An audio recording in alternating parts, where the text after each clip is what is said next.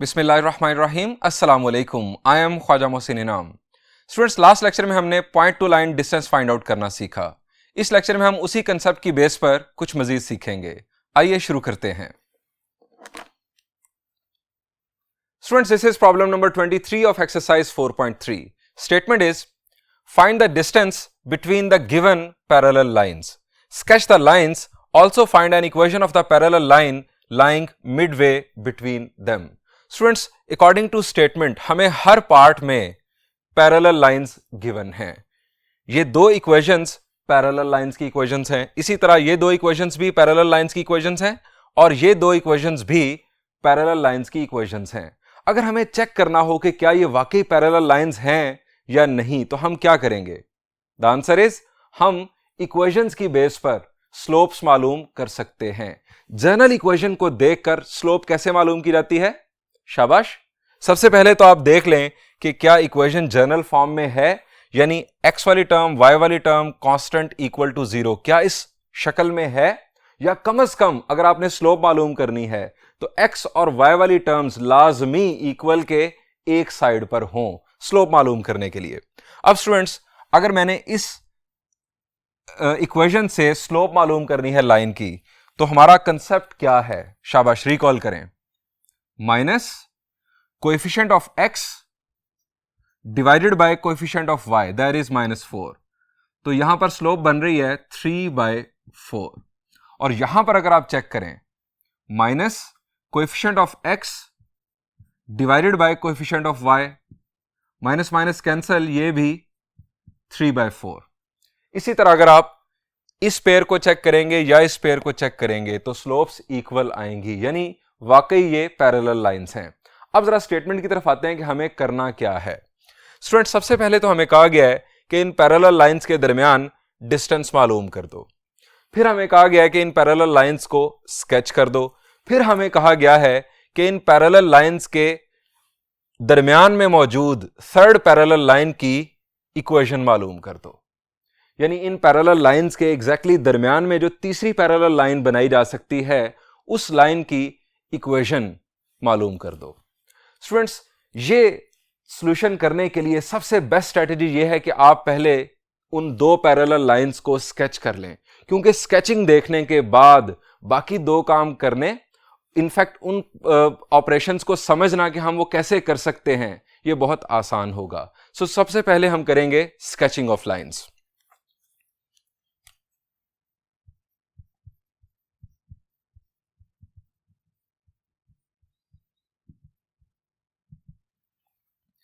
अब स्टूडेंट्स, जरा रिकॉल करें कि किसी लाइन को ग्राफ पर स्केच करने के लिए हमें कितने पॉइंट्स चाहिए होते हैं, उस लाइन के कितने पॉइंट्स चाहिए होते हैं? शाबाश।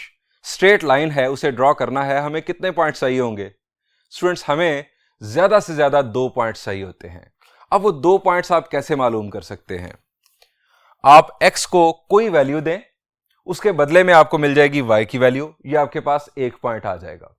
फिर आप x को कोई डिफरेंट वैल्यू दें और उसके बदले में आपके पास y की एक नई वैल्यू आ जाएगी, ये आपके पास एक दूसरा पॉइंट आ जाएगा। इन 2 पॉइंट्स को XY प्लेन पर लोकेट करने से आपको वो लाइन मिल जाएगी। अब स्टूडेंट्स, आपका मसला यह है कि आप x को कोई भी वैल्यू दे सकते हैं स्ट्रेट लाइन के लिए। आपने अगर यहां पर वैल्यू 100, 200, 300 जो कि आप दे सकते हैं दे दी, तो y की भी इसी तरह से कोई बिगर वैल्यू आ सकती है। फिर XY प्लेन के ऊपर इस तरह से स्केचिंग मुश्किल हो सकती है और कैलकुलेशन भी थोड़ी मुश्किल हो जाएगी जब आप x को इस तरह से नॉन जीरो वैल्यूज देंगे। स्टूडेंट्स, इसमें सबसे बेस्ट स्ट्रैटेजी होती है कि जब आपने किसी स्ट्रेट लाइन को ड्रॉ करना है तो आप उस स्ट्रेट लाइन के इंटरसेप्ट्स मालूम कर लें, यानी उसका x इंटरसेप्ट मालूम कर लें और उसका y इंटरसेप्ट मालूम कर लें। x इंटरसेप्ट होता क्या है? शाबाश, the x coordinate of the point where line crosses x axis. उस पॉइंट का x कोऑर्डिनेट जहां पर लाइन x एक्सिस को क्रॉस करती है उसे हम x इंटरसेप्ट का नाम देते हैं। अब x एक्सिस के ऊपर y की वैल्यू क्या होती है? The answer is 0। अगर आप y को 0 पुट कर देंगे तो आपके पास इस लाइन का x इंटरसेप्ट आ जाएगा, और इसी तरह y इंटरसेप्ट उस पॉइंट का y कोऑर्डिनेट होता है कि जहां पर लाइन y एक्सिस को क्रॉस करती है। y इंटरसेप्ट मालूम करने के लिए आप x को 0 पुट कर देंगे, x को 0 पुट कर देंगे, आपके पास आ जाएगा y इंटरसेप्ट। ये दोनों इंटरसेप्ट्स लोकेट करना भी बड़ा आसान होता है क्योंकि ये एक्सिस के ऊपर होते हैं। आप एक्सिस के ऊपर इन दो पॉइंट्स को लोकेट करेंगे, उन दोनों को ज्वाइन करेंगे, आपको मिल जाएगी ये लाइन। इसी तरह से इस लाइन के लिए भी आप दोनों इंटरसेप्ट्स मालूम करेंगे, आपको वो लाइन मिल जाएगी। उसके बाद हम डिस्कस करेंगे कि हमने उन दो लाइंस के दरमियान डिस्टेंस कैसे मालूम करना है, या उन दो लाइंस के दरमियान मौजूद तीसरी पैरेलल लाइन की इक्वेशन कैसे मालूम करना है। स्केचिंग ऑफ लाइंस में हम पहले इन दोनों, मैं आपके लिए सॉल्व कर रहा हूं इनफैक्ट पार्ट ए, हम इन दोनों इक्वेशंस को लाइन 1 और लाइन 2 का नाम देंगे। पहले मैं काम कर रहा हूं लाइन 1 के लिए, मैं लिखूंगा line 1 3x minus 4y plus 3 is equal to 0। Finding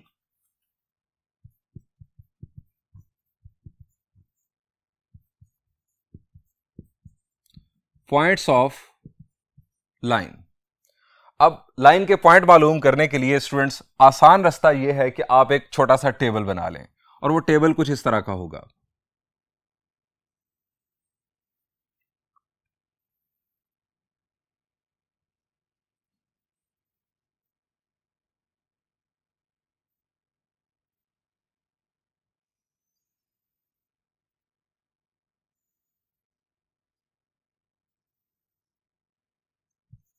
x और y।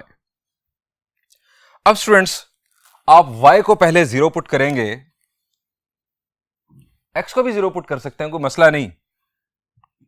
y को 0 पुट करेंगे तो ये टर्म हो जाएगी एलिमिनेट, -3 डिवाइडेड बाय 3, x की वैल्यू आ जाएगी -1। इस लाइन का x इंटरसेप्ट -1 है, और जो वो पॉइंट होगा उसके कोऑर्डिनेट्स होंगे -1, 0। इसके बाद आप x को 0 पुट कर दें। जब आप x को 0 पुट करेंगे तो 3 दूसरी तरफ, -3 डिवाइडेड बाय -4, ये हमारे पास आ जाएगा 3/4। स्टूडेंट्स एक पॉइंट को आप नाम दे दें a का, और दूसरे पॉइंट को नाम दे दें b का। अब ये नाम मैं इसलिए दे रहा हूं ताकि दूसरी लाइन के भी इसी तरह से पॉइंट्स आने हैं, ताकि आप डिस्टिंग्विश कर सकें कि ये इस लाइन के पॉइंट्स हैं, ये इस लाइन के पॉइंट्स हैं, और आपको गलती ना हो, आप कहीं एक पॉइंट दूसरी लाइन के पॉइंट से ज्वाइन ना कर दें। स्टूडेंट्स पॉइंट ए का x कोऑर्डिनेट -1 और y कोऑर्डिनेट 0, पॉइंट बी का x कोऑर्डिनेट 0 और y कोऑर्डिनेट 3/4। -1 है हमारे पास इस लाइन का x इंटरसेप्ट, और 3/4 है इस लाइन का y इंटरसेप्ट। इसी पैटर्न पर हम वर्किंग करेंगे लाइन 2 के लिए। लाइन 2 हमारे पास है 3x minus 4y plus 7 is equal to 0। बिल्कुल उसी पैटर्न से इसके भी पॉइंट्स मालूम करते हैं।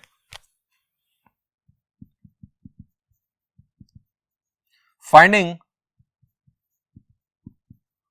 Points of line.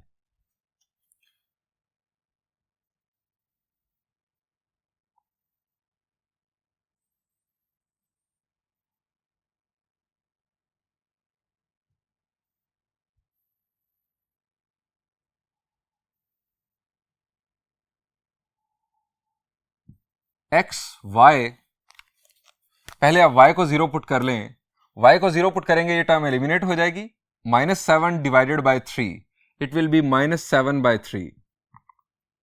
अब आप x को 0 पुट करेंगे, ये टर्म एलिमिनेट हो जाएगी, -7 divided by -4, it will B 7/4। In points को भी उसी तरह नाम दे दें, ये पॉइंट C और ये पॉइंट D। लाइन 2 का x इंटरसेप्ट है -7/3 और पॉइंट बनता है -7/3, 0, और इसका y इंटरसेप्ट है 7/4, लेकिन पॉइंट बनता है 0, 7/4। स्टूडेंट्स अब हम इन दो लाइंस को XY प्लेन पर स्केच करेंगे। स्टूडेंट्स ये हमारा XY प्लेन। पहले हम बात करेंगे लाइन 1 की। स्टूडेंट्स लाइन 1 का पॉइंट A हमारे पास है -1, 0। हमें x एक्सिस के ऊपर x इंटरसेप्ट देखना है, दैट इज -1। स्टूडेंट्स ये हमने -1 लोकेट कर लिया x एक्सिस पर। ये है ये पॉइंट, इसको नाम लिख दीजिएगा साथ, पॉइंट ए। स्टूडेंट्स हमारा पॉइंट बी है 0,3/4, यानी वाई इंटरसेप्ट है इनफैक्ट 3/4। अब वाई एक्सिस के ऊपर 3/4 वैल्यू लोकेट की, यह है हमारा पॉइंट 0,3/4। इसके साथ हमने लिख दिया बी। इन दोनों पॉइंट्स को ज्वाइन करने से यह हमें मिल गई लाइन 1। इसके साथ लिख भी दें लाइन 1। अब स्टूडेंट्स हम दूसरी लाइन के लिए वर्किंग करेंगे। दूसरी लाइन का पॉइंट है पॉइंट सी, उसमें हमारे पास एक्स इंटरसेप्ट है -7/3। स्टूडेंट्स -7/3 हमने एक्स एक्सिस के ऊपर लोकेट किया, इसके साथ हमने लिखा सी, और उसके बाद हम बढ़े पॉइंट डी की जानिब। पॉइंट डी में हमारा वाई इंटरसेप्ट है 7/4। 7/4 वाई एक्सिस के ऊपर लोकेट किया और यहां पर भी हमने डॉट प्लेस कर दिया। स्टूडेंट्स इन दोनों पॉइंट्स को, पॉइंट सी और पॉइंट डी को ज्वाइन करने से हमारी बन गई लाइन 2। ये स्टूडेंट्स हमने लाइन 2 ड्रॉ कर दी, इसके साथ लिख दिया लाइन 2। दोनों साइड्स पर लाइंस के एरो हेड बनाना ना भूलिएगा, क्योंकि ये नेवर एंडिंग लाइंस हैं। स्टूडेंट्स हमें बताया गया था कि ये लाइंस पैरेलल हैं। क्या विजुअली आपको पता चल रहा है? द आंसर इज यस, ये वाज़ेह तौर पर पैरेलल नजर आ रही हैं। ये स्टूडेंट्स हमारी स्केचिंग मुकम्मल हो गई। अब स्टूडेंट्स बात करते हैं डिस्टेंस बिटवीन पैरेलल लाइंस की। स्टूडेंट्स अभी तक हमने point to line distance find out करना सीखा है। हमने पैरेलल लाइंस के दरमियान डिस्टेंस फाइंड आउट करने का कोई फार्मूला डिस्कस नहीं किया। स्टूडेंट्स जरा सोचें कि क्या पॉइंट टू लाइन डिस्टेंस का कंसेप्ट पैरेलल लाइंस के दरमियान डिस्टेंस फाइंड आउट करने के लिए यूज किया जा सकता है? शाबाश। क्या हम किसी एक लाइन का पॉइंट चूज करके अगर दूसरी लाइन की तरफ डिस्टेंस मालूम करें तो क्या वो डिस्टेंस इन पैरेलल लाइंस के दरमियान डिस्टेंस नहीं होगा? शाबाश, जरा सोचें। फर्ज करें कि मैं लाइन 1 का पॉइंट ए चूज करता हूं और पॉइंट ए से मैं लाइन 2 तक डिस्टेंस मालूम करूं, तो क्या ये डिस्टेंस बिटवीन पैरेलल लाइंस नहीं होगा? या मैं पॉइंट बी चूज कर लूं लाइन 1 का और पॉइंट बी से लाइन 2 तक डिस्टेंस मालूम करूं, या पॉइंट सी चूज करूं लाइन 2 का और उस पॉइंट सी से लाइन 1 तक डिस्टेंस मालूम कर लूं, या पॉइंट डी लाइन 2 का चूज करूं और वहां से लाइन 1 तक का डिस्टेंस मालूम कर लूं। स्टूडेंट्स क्या ये हमारे पास मल्टीपल ऑप्शंस नहीं है? क्या ये चारों डिस्टेंसेस डिफरेंट आएंगे? The answer is no. इन चारों में से हम कोई भी ऑप्शन चूज कर सकते हैं। हमारे पास 4 पॉइंट्स हैं, हम इन 4 पॉइंट्स को बेस बनाकर कोई भी डिस्टेंस मालूम कर सकते हैं। अब स्टूडेंट सवाल यह है कि इनमें से सबसे सिंपल पॉइंट कौन सा है जिसके कोऑर्डिनेट्स बड़े सिंपल हैं? जरा गौर करें। तमाम पॉइंट्स में हमें फ्रैक्शंस नजर आ रही हैं सिवाय एक पॉइंट के, that is point A.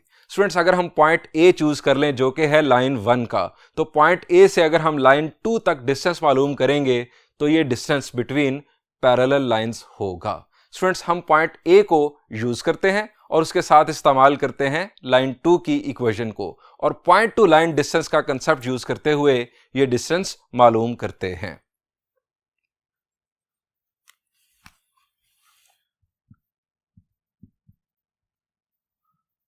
Distance between lines. अब हम लॉजिक क्या यूज कर रहे हैं डिस्टेंस बिटवीन लाइंस के लिए?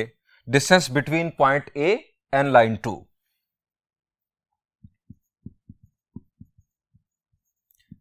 Distance between lines, parallel lines हैं, distance between lines is equal to distance between point A and line 2। अब हमारे पास पॉइंट ए क्या है? ए है हमारे पास -1,0 और लाइन 2 की इक्वेशन है 3x - 4y + 7 is equal to 0। अब पॉइंट टू लाइन डिस्टेंस का फॉर्मूला याद कर लें, रिकॉल कर लें। In fact since distance is equal to ax1 + by1 + c absolute value divided by a² + b²। इस फॉर्मूला को यूज करने के लिए जो आपकी लाइन है उसकी इक्वेशन को जनरल फॉर्म में होना चाहिए।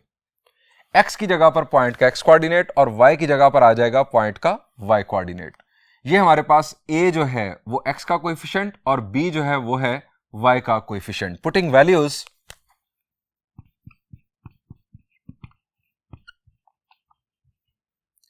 डिस्टेंस हमारे पास कैलकुलेट हो रहा है, वैल्यूज पुट करते हैं। a की वैल्यू स्टूडेंट्स हमारे पास है 3,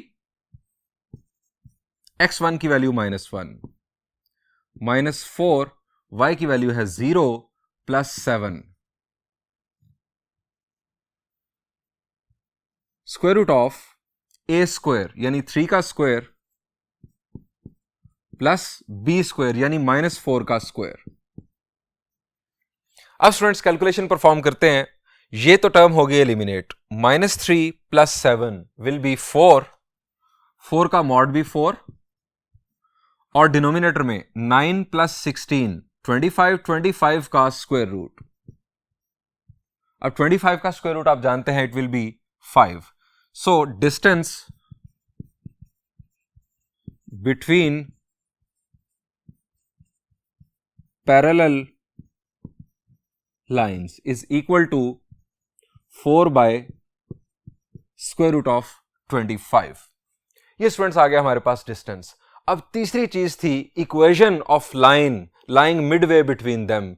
इन पैरेलल लाइंस के एग्जैक्टली दरमियान में मौजूद तीसरी पैरेलल लाइन की इक्वेशन मालूम करना। हम यहां पर हेडिंग दे लेते हैं और फिर प्लान करते हैं कि यह काम कैसे होगा।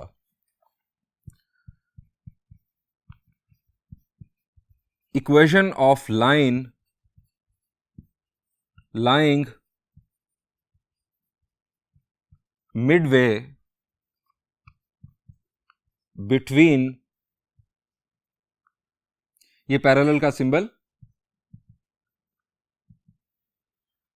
स्टूडेंट्स दोबारा से स्केच देखते हैं उन लाइंस का और फिर प्लान करते हैं कि ये इक्वेशन कैसे मालूम की जा सकती है। स्टूडेंट्स ये हमारा था XY प्लेन जिसके ऊपर हमने वो दोनों पैरेलल लाइंस स्केच की थी। स्टूडेंट्स इन पैरेलल लाइंस के एग्जैक्टली दरमियान में मौजूद है थर्ड पैरेलल लाइन। ये स्टूडेंट्स मैं वो आपको लाइन दिखा रहा हूं। हमें इस लाइन की इक्वेशन मालूम करनी है। स्टूडेंट्स ये लाइन उन पैरेलल लाइंस के पैरेलल है। अब इससे हमें क्या मिल रहा है? द आंसर इज इसकी स्लोप वही होगी जो उन पैरेलल लाइंस की स्लोप है। हमें उनकी इक्वेशन से स्लोप मिल जाएगी इस लाइन की। अब स्लोप के साथ आपके पास दूसरी चीज क्या होनी चाहिए? शाबाश, स्लोप के साथ आपके पास पॉइंट हो सकता है और स्लोप के साथ आपके पास y इंटरसेप्ट हो सकता है। स्टूडेंट्स आपके पास दोनों रास्ते हैं।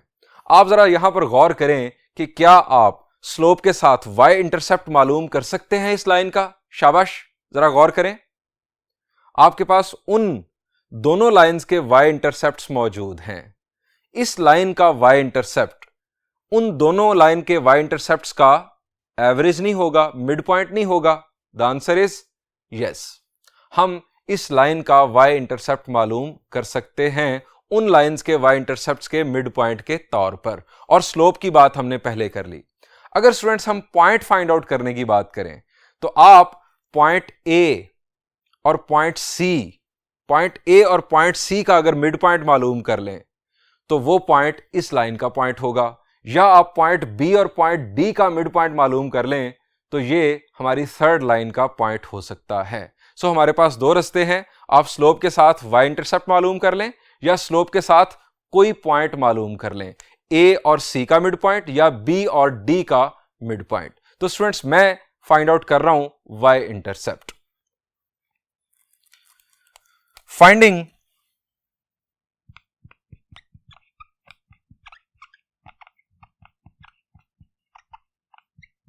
y intercept of the line.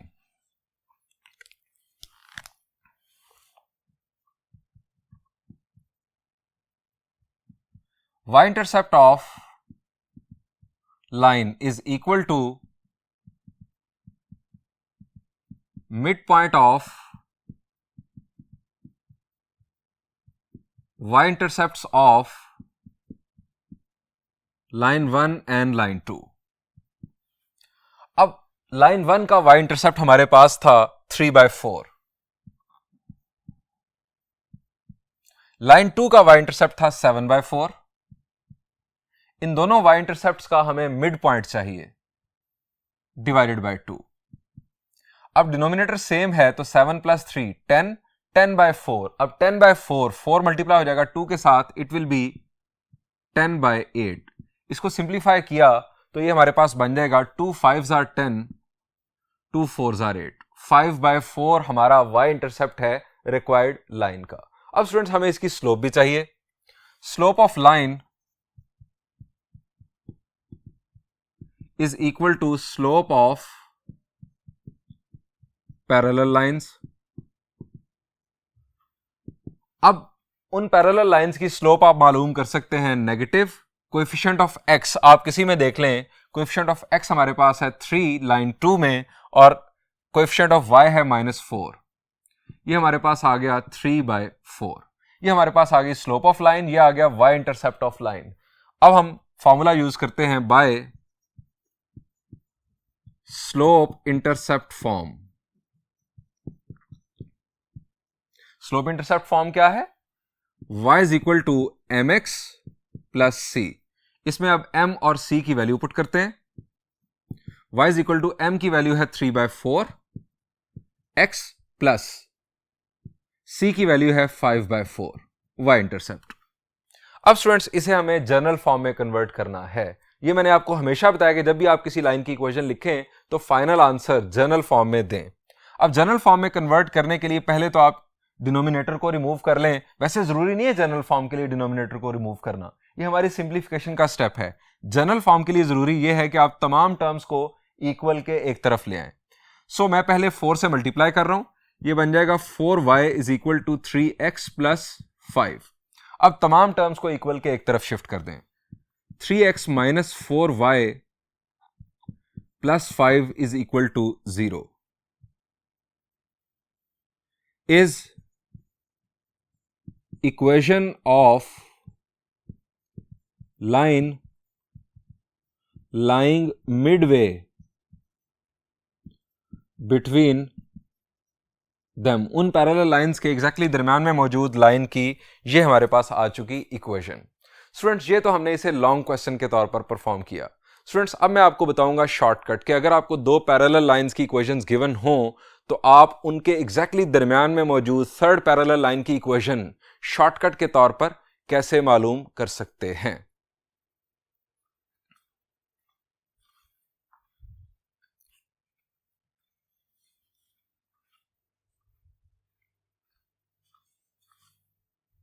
Students अगर आपको एमसीक्यू में पूछ लिया जाए कि इन पैरेलल लाइंस के दरमियान मौजूद तीसरी पैरेलल लाइन की इक्वेशन क्या होगी या इन दो पैरेलल लाइंस के दरमियान डिस्टेंस क्या होगा, तो आपको ये लॉन्ग प्रोसीजर परफॉर्म नहीं करना। मैं आपको बड़ा मजे का बड़ा सिंपल सा शॉर्टकट बताता हूं। ये शॉर्टकट आपको एमसीक्यू सॉल्व करने में भी काम आएगा और इसके अलावा आपको लॉन्ग क्वेश्चंस के आंसर्स को वेरीफाई करने में भी काम आएगा।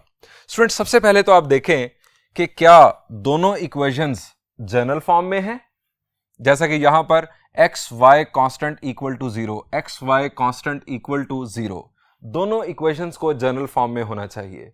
दूसरी बात, दोनों इक्वेशंस में x और y के कोएफिशिएंट्स को इक्वल होना चाहिए। यहां पर x का कोएफिशिएंट 3, यहां पर भी 3, यहां पर x का कोएफिशिएंट -4, यहां पर भी -4। ये दूसरा प्रिकॉशन है जो आपने देखना है। यह मामला यहां पर भी सही है और यहां पर इसको जनरल फॉर्म में कन्वर्ट कर लें। यह आपके पास आ जाएगा 2x plus 4y minus 1 is equal to 0। अब यहां पर दूसरा मसला भी है और वो क्या है कि यहां पर x का कोएफिशिएंट है 1 जबकि यहां पर x का कोएफिशिएंट 2 है। इसी तरह यहां पर 2 है y का कोएफिशिएंट जबकि यहां पर 4 है। या तो आप इसको इसके मुताबिक कर लें या इसको इसके मुताबिक कर लें। हम अगर इसे 2 से मल्टीप्लाई कर दें तो हमारे पास इस टाइप की इक्वेशन बन जाएगी। सो मैं इसे 2 से मल्टीप्लाई कर रहा हूं, हमें इक्वेशन मिल जाएगी 2x plus 4y minus 10 is equal to 0। ये स्टूडेंट्स अब पहले भी ये दोनों लाइंस पैरेलल थी, लेकिन अब ये शॉर्टकट यूज करने के लिए हमारे पास ये दो इक्वेशंस आ चुकी। अब स्टूडेंट्स पहले हम बात करते हैं कि हम इक्वेशन कैसे मालूम करेंगे उस लाइन की जो इन दोनों के एग्जैक्टली दरमियान में मौजूद है। स्टूडेंट्स आपको बड़ा सिंपल काम करना है। आप कॉन्स्टेंट्स को ऐड करके डिवाइडेड बाय 2 कर दें, कॉन्स्टेंट्स को ऐड करके डिवाइडेड बाय 2 कर दें। यहां पर 3 + 7 10, 10 डिवाइडेड बाय 2 विल बी 5। आपकी इक्वेशन होगी 3x - 4y + 5 = 0। यानी इन दो पैरेलल लाइंस के दरमियान मौजूद तीसरी जो बिल्कुल एग्जैक्टली दरमियान में मौजूद पैरेलल लाइन है उसकी इक्वेशन ये होगी। ये first two terms as it is, आपको सिर्फ क्या करना है, आपको कांस्टेंट्स को ऐड करके डिवाइडेड बाय 2 कर देना है। ये आपके पास आ गई इक्वेशन। अब इसी तरह से मैं आपको इसका आंसर बताता हूं कि इन दो पैरेलल लाइंस के दरमियान मौजूद तीसरी पैरेलल लाइन की इक्वेशन क्या होगी। -6 + 13 डिवाइडेड बाय 2, इन दोनों को किया add, -6 + 13 is 7, 7 by 2, so 12x + 5y + 7 by 2 = 0। आप 2 से पूरी इक्वेशन को मल्टीप्लाई कर दें, आपकी इस फ्रैक्शन से जान छूट जाएगी। इस तरह से भी ये बात दुरुस्त है, कोई मसला नहीं। ये उस लाइन की इक्वेशन है जो इन दो लाइंस के एग्जैक्टली दरमियान में मौजूद है। अब हम बात करते हैं इन दोनों की। -10 यहां पर कांस्टेंट और यहां पर कांस्टेंट है -1, इसमें ऐड किया तो -1 ही आ जाएगा divided by 2, -11 by 2। So equation होगी 2x + 4y -11 by 2 = 0। यह है उस लाइन की इक्वेशन जो इन दो पैरेलल लाइंस के एग्जैक्टली दरमियान में मौजूद है। अब स्टूडेंट्स ये तो हो गया शॉर्टकट इक्वेशन मालूम करने का उस लाइन की। अब स्टूडेंट्स हम इन पैरेलल लाइंस के दरमियान डिस्टेंस का शॉर्टकट भी देख लेते हैं, वो भी बड़ा सिंपल है। उसके लिए भी एहतियात वही है कि आपकी दोनों इक्वेशंस को इसी तरह से जनरल फॉर्म में होना चाहिए, और दूसरी एहतियात यह है कि आपके अगेन ये जो कोएफिशिएंट्स हैं ये सेम होने चाहिए, यानी ये जो प्रिकॉशन है ये दोनों के लिए सेम है। अब डिस्टेंस कैसे फाइंड आउट होगा, आइए इसका शॉर्टकट भी बताता हूं। स्टूडेंट्स डिस्टेंस का आपका फॉर्मूला है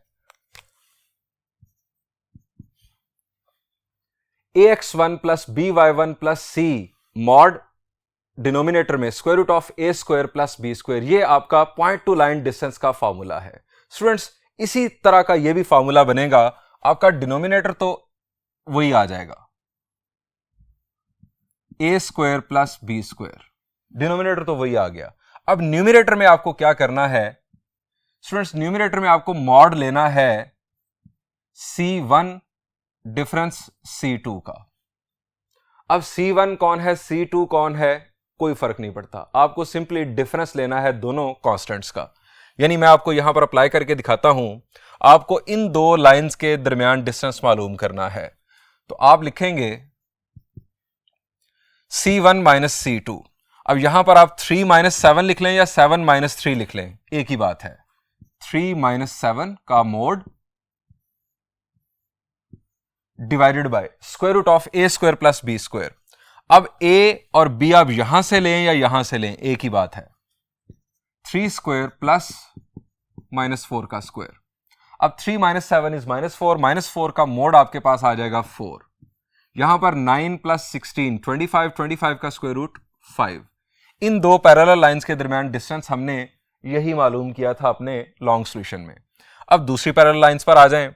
यहां पर स्टूडेंट्स हमारे पास है -6 - 13 हो जाएगा, या 13 आपने डिफरेंस लेना है दोनों कांस्टेंट्स के दरमियान। 13 - -6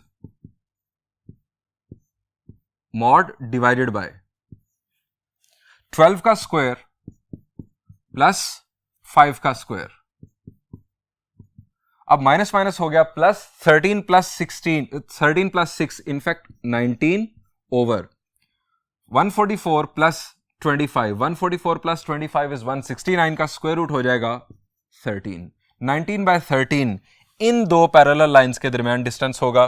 अब आ जाएं इन दो पैरेलल लाइंस पर। एहतियात वही कि आपने पहले दोनों इक्वेशंस को जनरल फॉर्म में कन्वर्ट किया, एक्स और वाई के कोएफिशिएंट्स को इक्वलाइज कर लिया।